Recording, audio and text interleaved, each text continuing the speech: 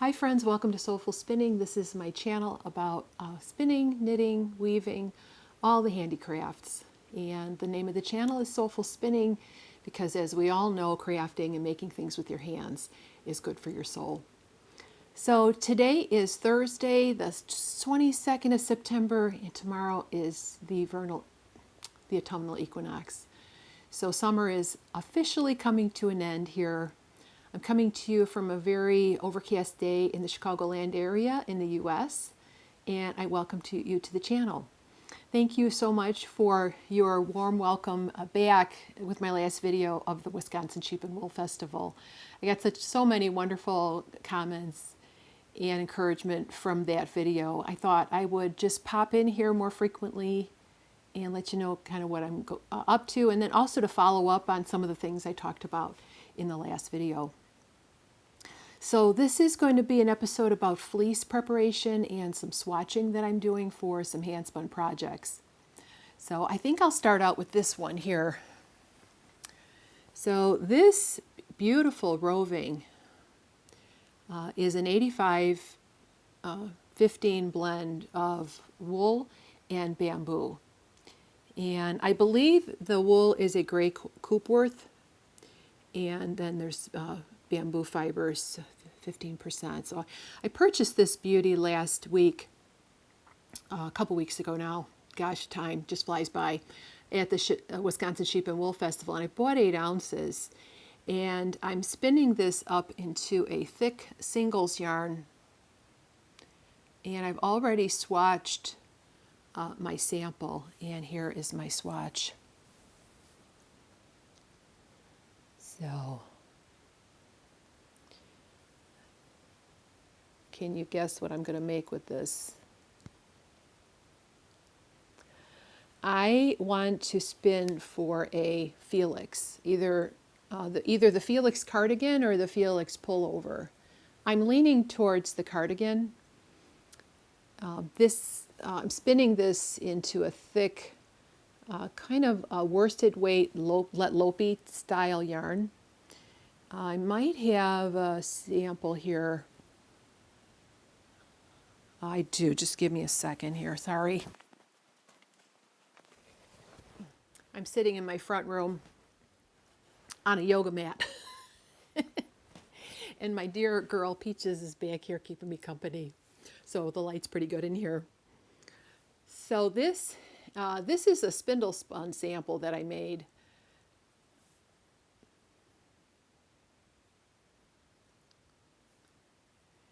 This one isn't quite as consistent as my wheel spun. So I'm aiming for a Lopi type singles yarn. So very similar to the yarn that's called for in the cardigan, which I think is a Green Mountain Spinnery. I think it's a wool mohair blend, but it's also a singles yarn. And I'm spinning this on, I'm going to spin the rest of this on my Aura wheel, which is right behind you here. I have some footage of me spinning this yarn on my Majacraft Aura, and I'll insert that here, and then we'll come back and talk a little bit more about my knitting plans.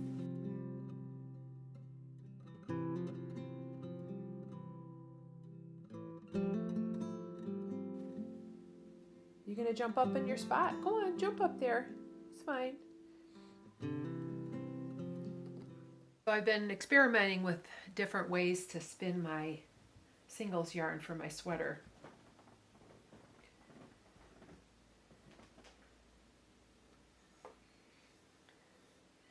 And I've sort of settled with a modified Longdraw. This is my Aura wheel.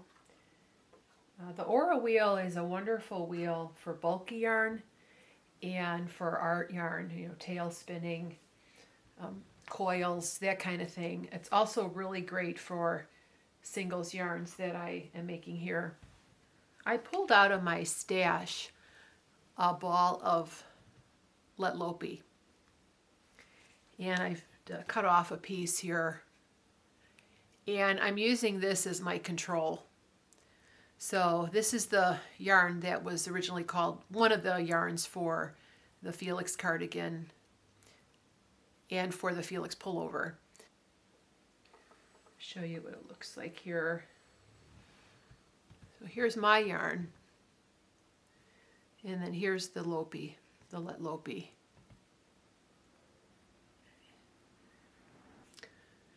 So what I'm doing with this roving, it's pretty thick. It's pretty thick roving. So I am dividing it, finding that I'm getting a good result if I divide it exactly in half. So I'm just going to be very careful to separate this. So I'm doing a join. So I started out with a short forward draw like this, which actually works pretty well. But I find short forward draws to be very tedious, so I invariably resort to sort of a long draw a little bit. I'm doing a modified long draw, so I'm really keeping an eye on where the twist meets the fiber, so I get a consistent single. You can always be assured that there'll be a Peaches sighting, and of course one of her toys is invariably on the nearby as well.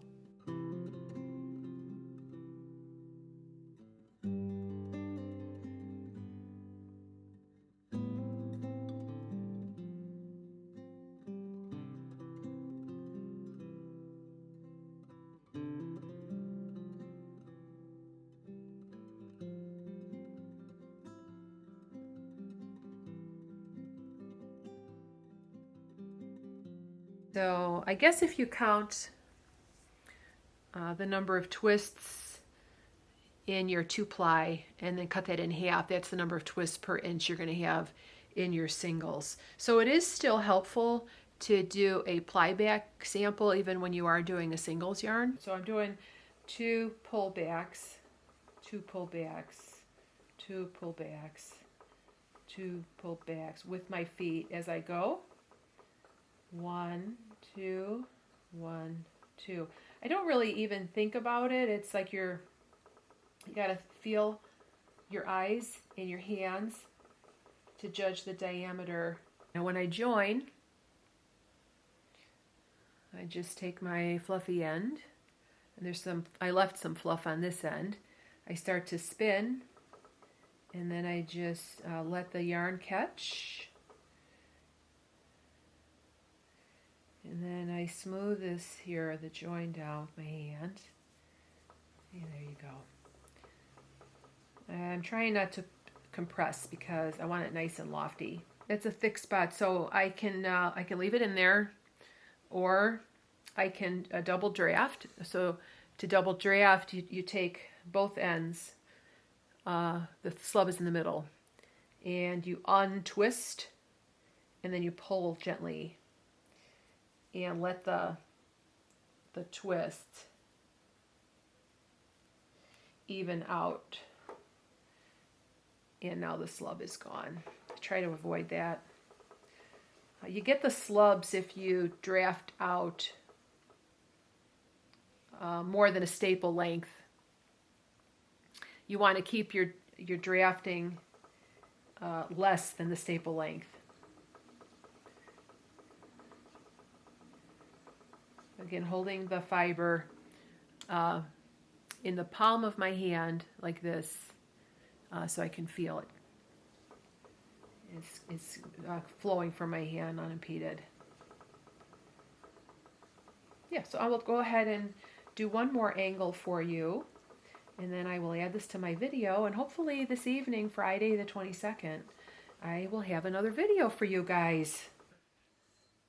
Sometimes if I'm pausing, I will ply it back on itself and set it there, and that way it won't unwind.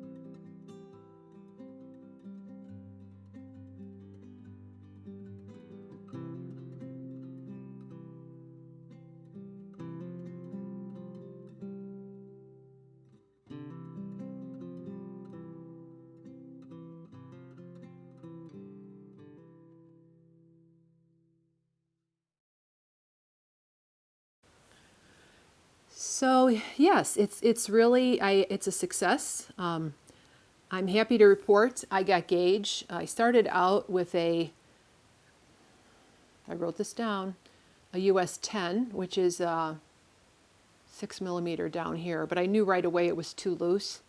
It is knitted a rather airy gauge for an Aran weight yarn. It calls for like a 9 wraps per inch yarn.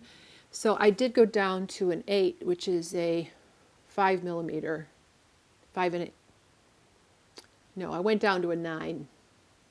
I'm swatching for another sweater that I got confused. So I swatched with a 9, and I got the 14 stitches and 20 rows in 4 inches or 10 centimeters.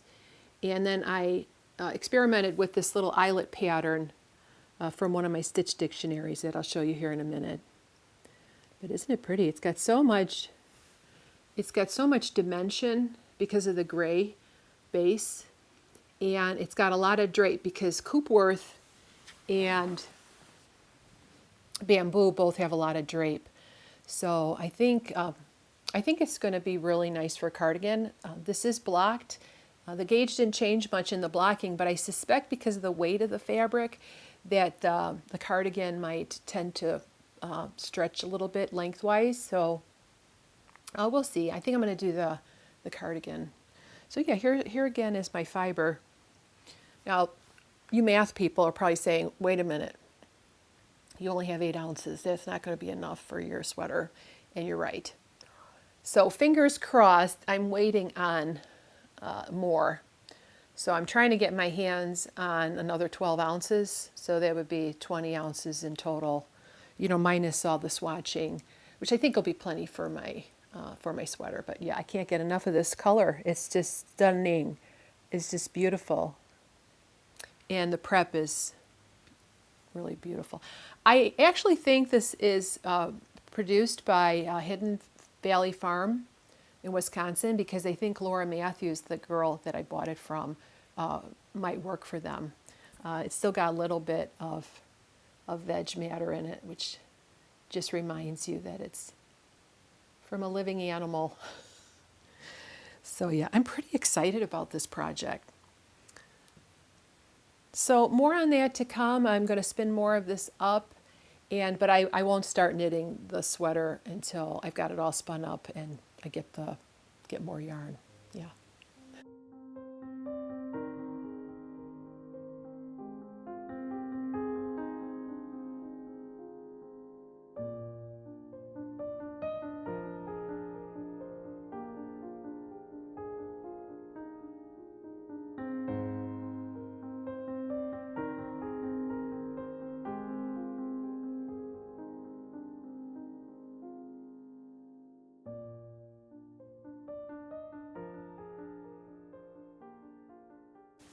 So let's talk now about fleeces.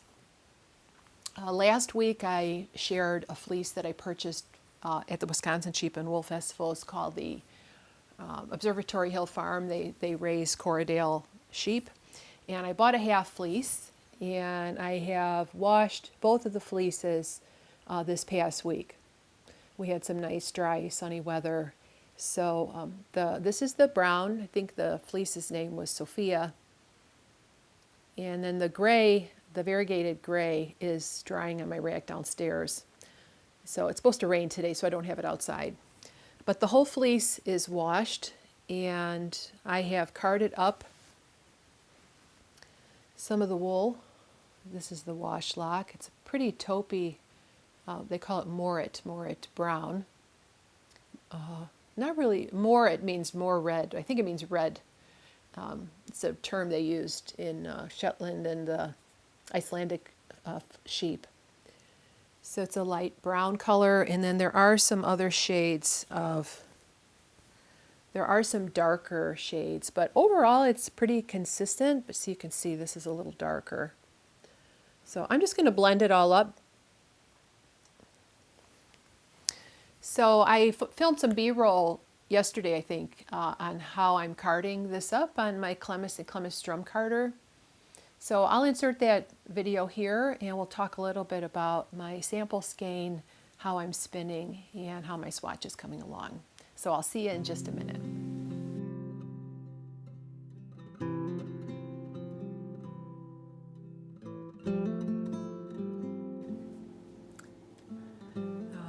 the first bat that I made.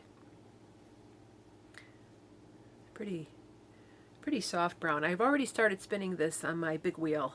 I've dusted off my Saxony wheel. So I have this dried fleece here that I'm going to card up this afternoon.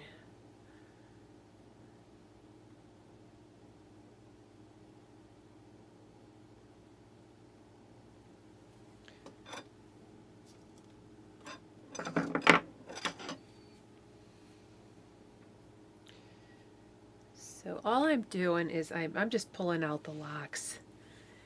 Yeah, I'm not flicking them or anything. I'm just pulling them apart like this. Consequently, I am getting a little bit of tiny little neps. I think you can see that here. See, I am getting tiny little neps in my preparation, but it's a woolen spun yarn. And I find that as I'm spinning, I'm able to just flick them off. So in the interest of saving time and also to conserve fleece, and it's pretty short, I'm just picking it by hand. In other words, separating the fibers like this.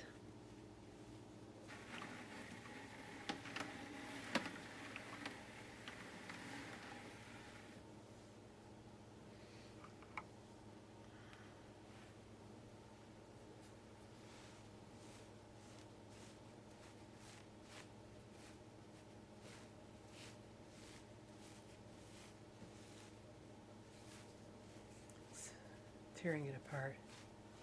It's my fingers here. Probably should do that ahead of time, huh?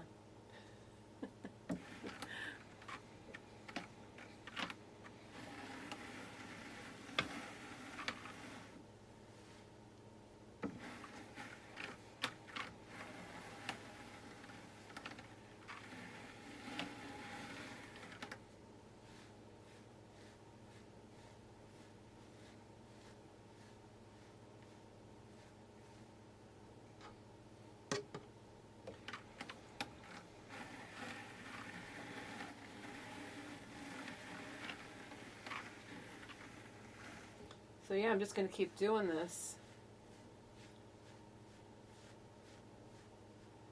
Pulling them all apart, opening up the locks, then just feeding them gently in the carder.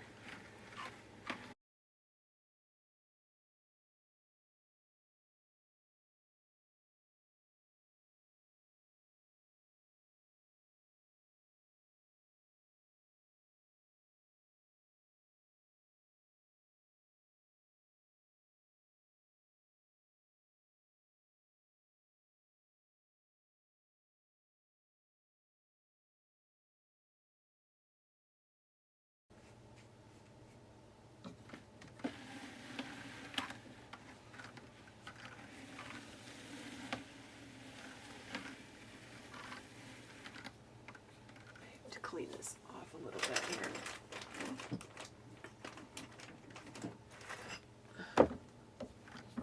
I forgot to get this off from before.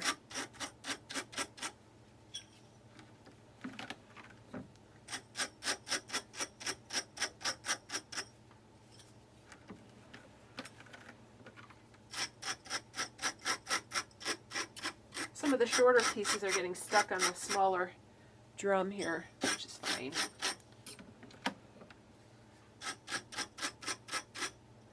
we go.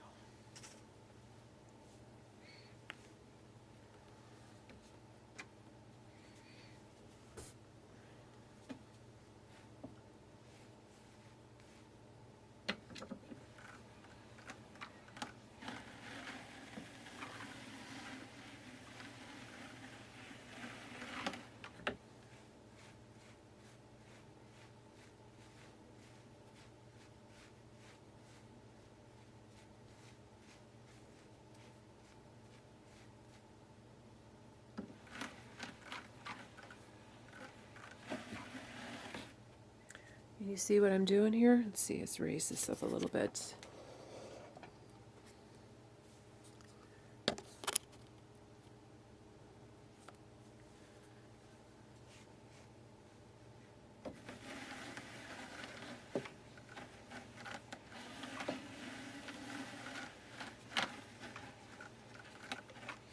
And then I'm going to do this 3 times.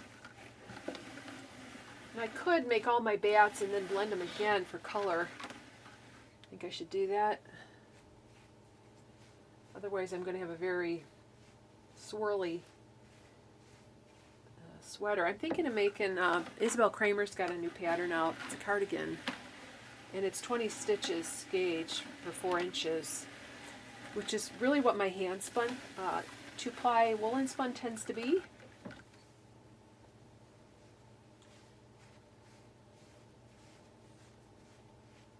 And there's an option to do some stripes. So if I don't have enough of this brown, I was thinking of carding up some white Corriedale that I was actually like a light gray that I have from Whitefish Bay from years ago that I purchased. I think in 2015 maybe. I have some of that left in my stash. So I was thinking maybe doing a striped version. So yeah, I'm just picking apart. I'm going the wild crazy route. I'm leaving the neps in there. We're going to see what happens. I just want to get the most I can out of this fleece because it was only 1.8 pounds because it's half a fleece. It was half of a fleece that I've just purchased. But like I said, I could always include stripes.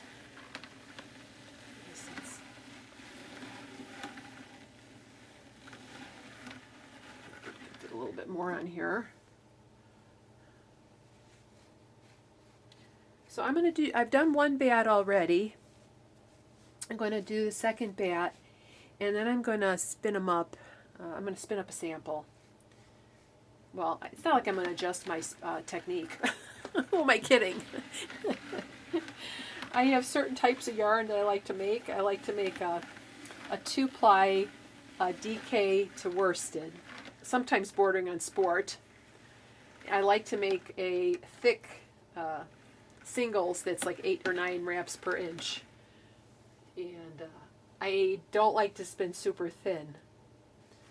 So if I just do my default, it's not like I'm going to try to turn this into something that it doesn't want to be. I think it just wants to be a 2-ply woolen spun yarn. A lot of the smaller producers of breed specific yarns like CVM, like I'm thinking of Ann Hansen and Clara from the wool lady, she has breed specific yarn, and I saw some CVM that was woolen spun 2-ply, approximately the same gauge that I get. So that's kind of what I'm thinking. I'm just going to do this. I have a hard time going slowly. I often want to go fast.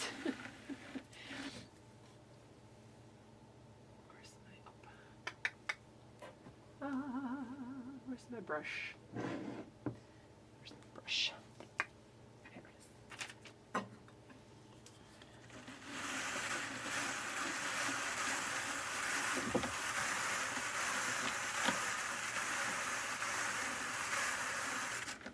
Pack it in a little bit more.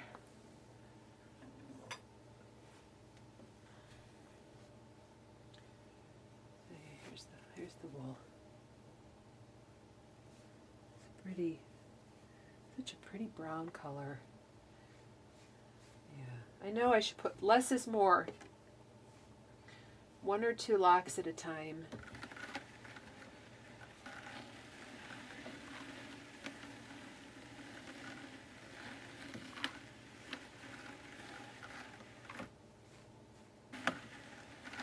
It reminds me of chocolate milk.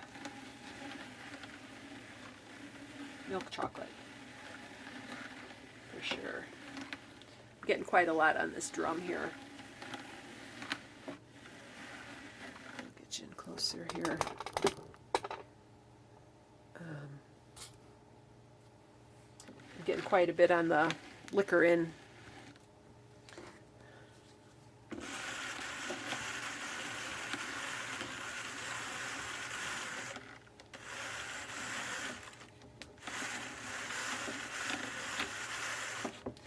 When I card, I tend to get a lot in the middle of the drum, and I don't always get the corners here, so I'm going to go ahead and put a few more locks in here, and I'll show you what this is going to look like.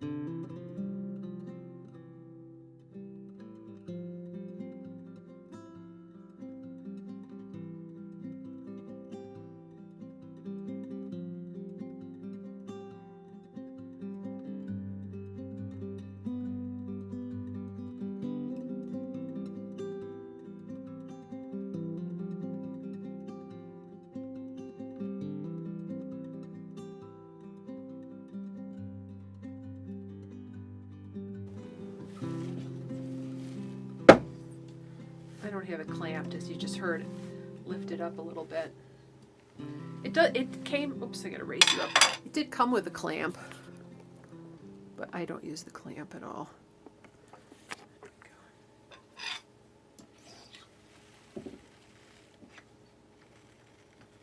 Sometimes you gotta do a little bit at a time. Oh, it's so pretty. Milk chocolate.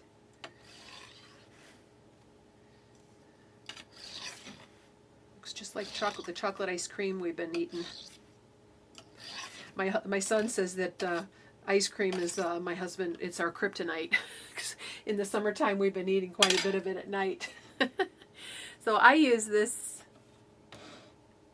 to help me get the bat off here. Let's see.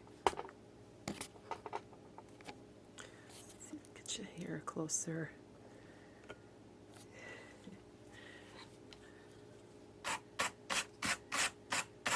I don't worry too much about some of it being left on there because I'm going to run it through 2 more times. So for you smooth prep people, this is going to really drive you crazy because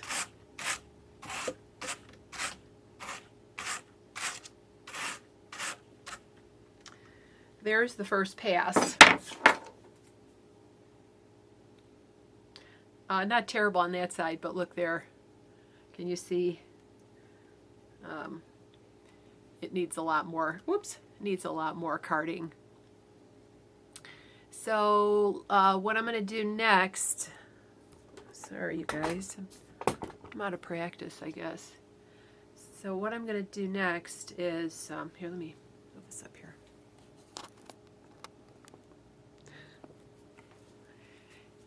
Yeah, so what I'm going to do next is I'm going to take this bat and I'm going to divide it into thin strips. And any short pieces that are really prominent, I'm just going to pick out. So there's like a little, it's going to create a nep in my yarn. So I'll pick that out as I go. So yeah, I didn't do any flicking. So you can see it's a very rough preparation. But what I'll do is sometimes I'll tear apart the layer. Okay, so I got the layer here. And then I will pull off thin strips, like a thin layer, and I will run it through the carder again. So you got this web of fiber. And then I'll go ahead and run it through again. So I'll come back when I'm ready to pull it off a second time, and you can compare the preparation from the first to the second carding. So I'm almost finished with my second carding, and again, this was from my first carding. Pulled it off in thin layers, and again, if I see anything that's sticking out, I pull it out now, or I pull it out while I'm spinning Longdraw, I can pluck out those little neppies. I call a nep, or maybe a shortcut. It's just a little tiny short piece of fiber that's it's like a little pill in your knitting. So I try to make it pretty thin, because someone told me that you should sort of be able to see the tray, see through the tray when you're putting your, turn this so you can see. There you go. And just go very nice and slowly. I'm not holding it back. I'm just pressing it down. And if I see that big clumps are going in, I break them up, because if you get a real clump in here, it's hard to crank, and I think it also is not good for the carder to strain it.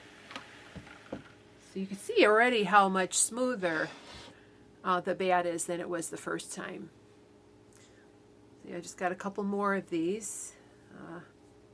Let's do my thin layers again.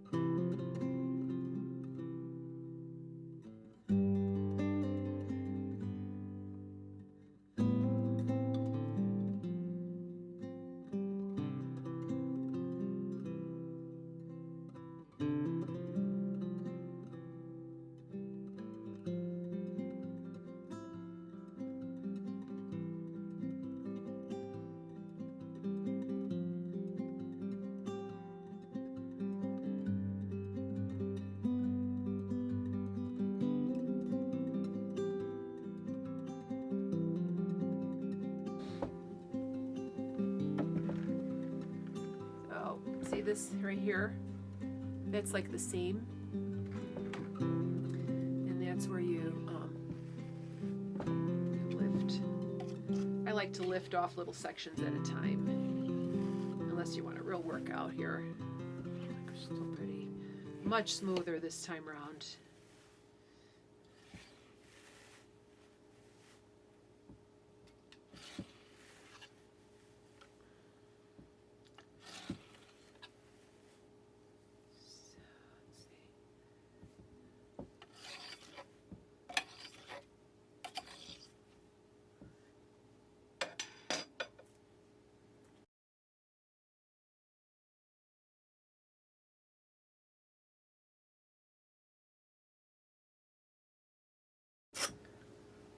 Some people like to use a dowel rod, and they will roll it off like this, and then maybe even use a second one on the other side and roll it off. And that way you get it, a lot of it off. Yeah.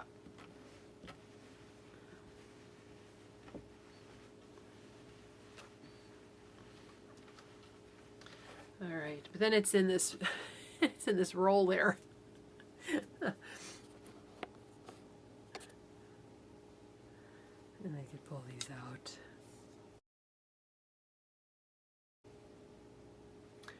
So what I'm thinking of doing, this was my other bat. I think I did this twice. So I got 2 of these so far. So soft.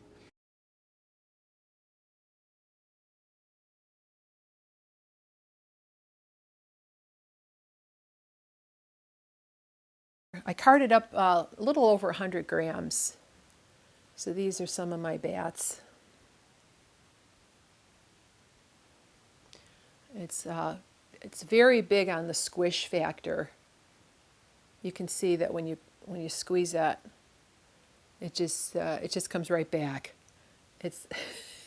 There's a lot of bounce to it, and you can see I'm not doing a lot in the way of preparation before I put it through the drum. I'm just taking handfuls. Well, I'll take the lock like this, and then I'll just pull it apart. You go like this, and then I'm just feeding it through. So there's no veg matter in this.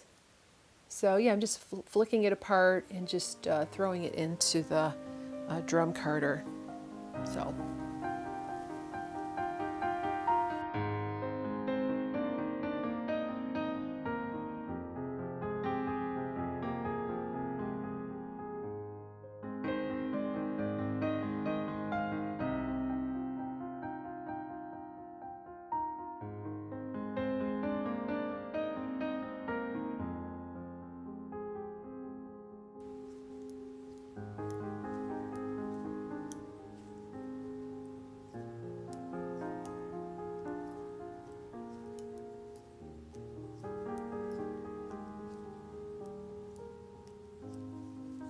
So I wound up my my little skein this morning, and this is the ball of the finished yarn so far, my sample.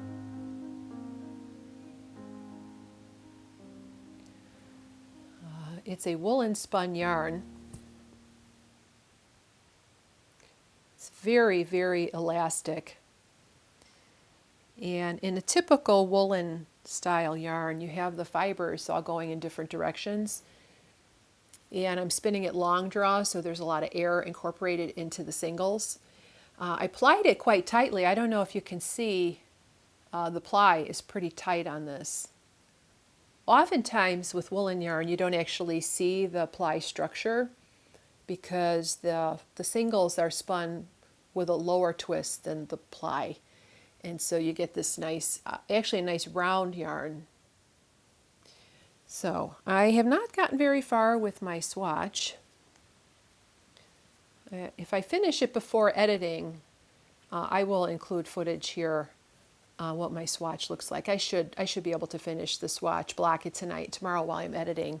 This video will come up on Friday the 23rd. So what I'm swatching for is the new Isobel Kraemer pattern. It starts with a K.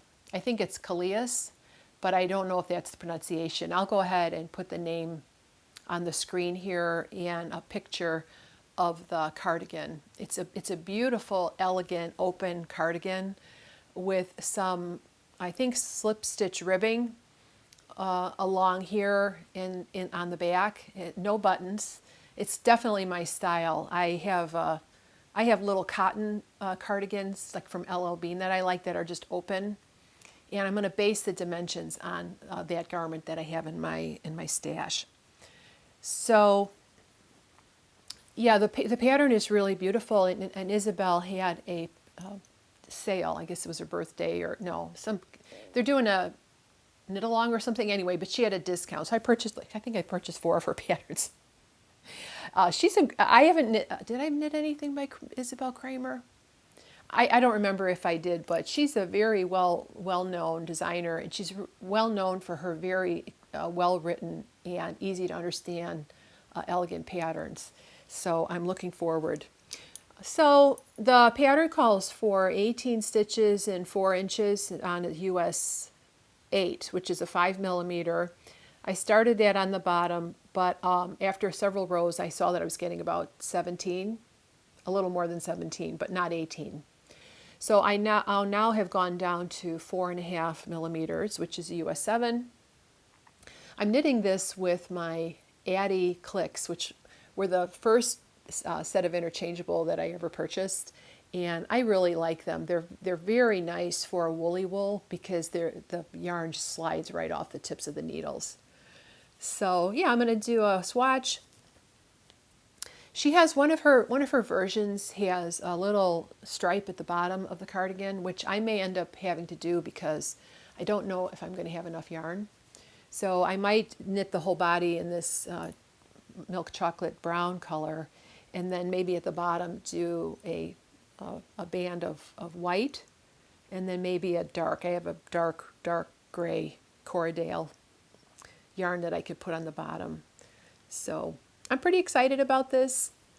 It's reacquainted me with my big wheel. I'm lucky enough to have one of the early Lendrum Saxony wheels. It's a Scotch tension wheel, and it's been sitting here in my front room for quite a while with nothing. I haven't been spinning on it, so I've got reacquainted with that wheel, and I will include some footage here of how I'm spinning on my big wheel for this project, and I hope you enjoy, and I'll be right back to wrap up the podcast.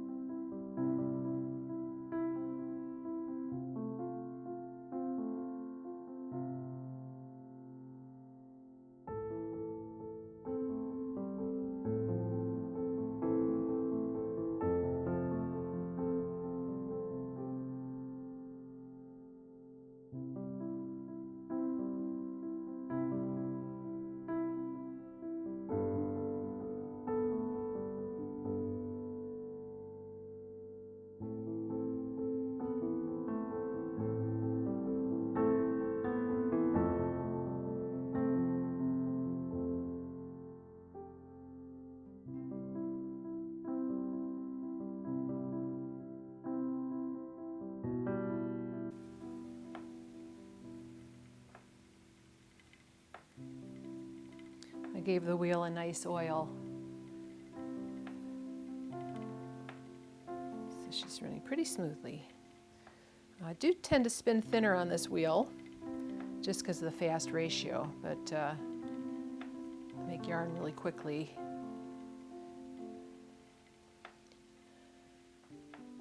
Just my happy place here. I let a little twist build up, and then I just draw back gently, double drafting as necessary, and then giving it to the wheel. Nice and easy.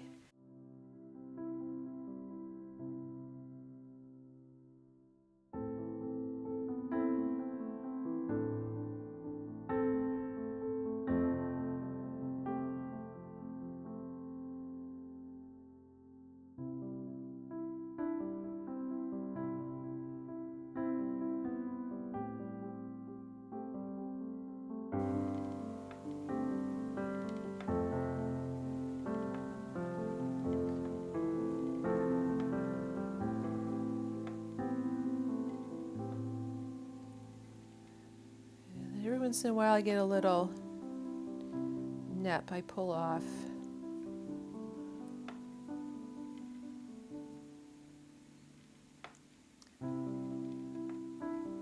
Pull it off now, or pull it off your sweater when it's knit up as a pill. But I notice with a lot of woolen spun yarns like Brooklyn Tweed Loft and Shelter. Loft is the fingering weight and Shelter is the worsted weight. You do have a sort of nubby texture, more of a velvety hand. There's no real shine, because I think the Shelter and Loft is a Targhee Columbia blend, which is similar, I think, to Springy Corriedale. Peaches is wondering why I'm talking to myself, but yeah, so I make a lot of yarn really fast.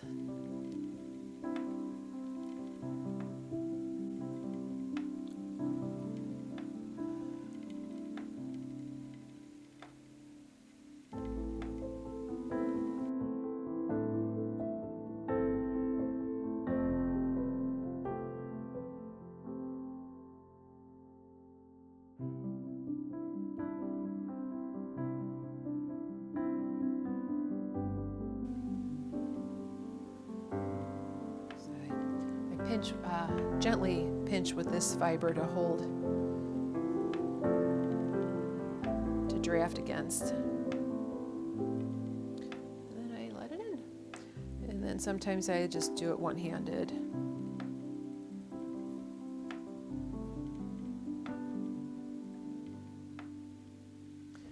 Holding the fiber very gently in in the palm of my hand.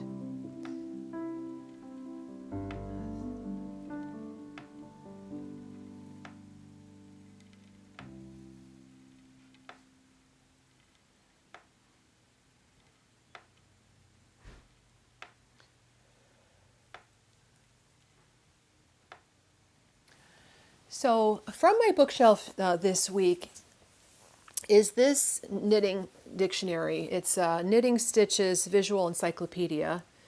I have, oops, there's a little glare, sorry. I have quite a number of stitch dictionaries on my bookshelf that I want to share with you through the weeks coming.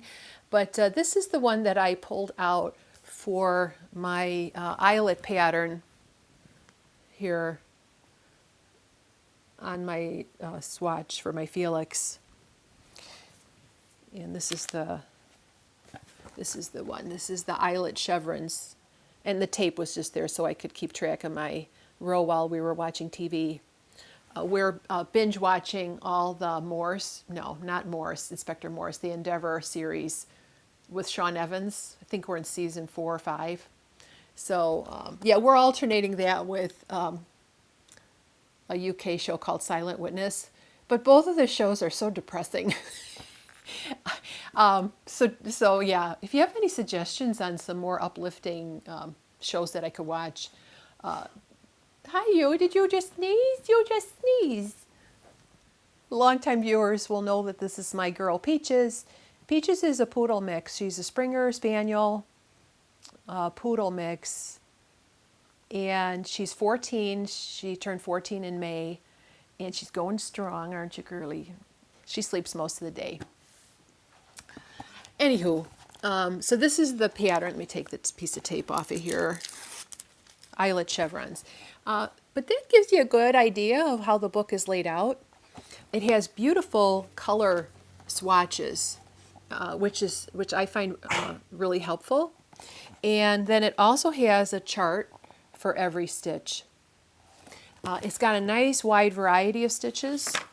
It's an older book. It's 2011. It is by, I don't even know, Sharon Turner is the author, compiler. So it has knit purl patterns in chapter 1, rib patterns in chapter 2, bobbles and textured, slip stitch patterns, twisted stitch patterns, and cabled patterns. There's more. Drop stitch, yarn overs, eyelets. It's very comprehensive. It boasts 350 stitch patterns, edgings, and more. I'm sure if you're a knitter, you have 1 or 2 or 3 of these on your bookshelf. It's got creative stitches and combinations, borders, color knitting, intarsia patterns at the end.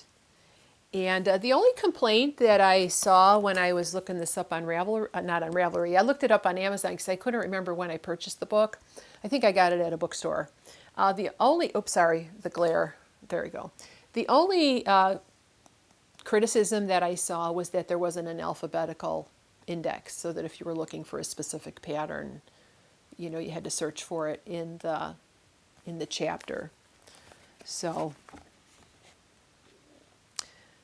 she's got all the symbols. Like if you don't not familiar with charts, she's got an explanation of the symbols in the chart, abbreviations. In the glossary has got explanations on how to do all the stitches. Nice, it lays flat. It's a nice hardcover book. And this is the kind of book that you could probably find used for very little money on one of the used bookstores because it's an older book. But I find it really a lovely book to have on my bookshelf. So I thought I would share that with you today. Yeah, the only other thing that I've been working on this week is this fleece.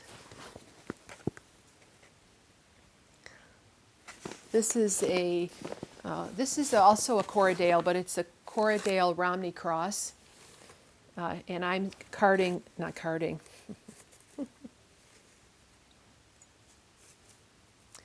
I'm combing this. These are some of my combed nests, which have all come apart. Here's my spindle that I'm using to do some sampling. This beautiful spindle is from green sleeve spindles. Sorry, there is a little glare because of the window, but it's Purple Heart. Yeah, it's pretty dark in here. It's very lovely, and it's by Elizabeth Daly of Green Sleeve Spindles. I'll show you what, this is just one bag I have. It was a pretty large fleece. I bought it probably 5 years ago. I'm terrible. I buy these fleeces and then I make maybe a little thing and then I put them aside and I go to the next fleece. So I'm trying to get better about that. That's why I'm really, the fleeces I bought just recently, I'm washed up and I got plans. So here is the wash lock. You can see it's a long staple, probably 5 inches or more. So this is a nice strong fleece. It doesn't have as much elasticity as the other one, and this one's really suited to more worsted type spinning because of the length of the lock. So what I do is I comb and I put these sorry, I thought I went out of the frame. I put these cut ends on the end of the comb, and I comb this way, and then I put them back on. So, and I do an even number of passes, and so that when I pull it off, I'm pulling it off with the scales. So it's from the animal with the scales. And then when I go to my wheel, I spin it from this tip to the wheel. Now, a lot of people do it the other way, reasoning that when you ply, you're going to smooth down the scales again. Whereas here, when you spin your singles, all the scales will be going flat. And then when you ply, you will be moving against the scales. And so I could understand both approaches, but I just like the feeling. It seems to me that it pulls more easily from the top if I go in the direction that it came off the animal to the wheel. So if you comb wool, do you spin from the tip or do you spin from the cut end? I'd be really interested to know. So here's a little sample. And this also I'm spinning into a singles yarn. That's kind of what gave me the idea for my red jumper, my red cardigan, pardon. I really like this single ply yarn, about 9 wraps per inch, with a low twist single. It sort of brings out the smoothness and the softness of the fiber. I had spun more of this and I plied it. And it was also very nice, very durable. So yeah, it's another little fleece I have been working on. When I take this off when I take it off the combs, I can feel this, that these are the scales are going this way. If I go this way, I feel like I'm going against the scales. So it feels smooth this way. So I know that these were all the cut ends, and then I wrap it, and then I put a little, I got my ring on here so it's going to get stuck here, and then I just sort of twist the tip here and stick it in the middle, and that's a little comb nest. So yeah, so that's about all I have for you today, friends. If you have any questions or comments or things that you'd like to see me do or talk about on the channel, I would love to hear your suggestions in the comments below. And so until next time, I'll bid you a fond farewell, and we'll see you very soon. Take care, everybody, and happy autumn. Bye for now.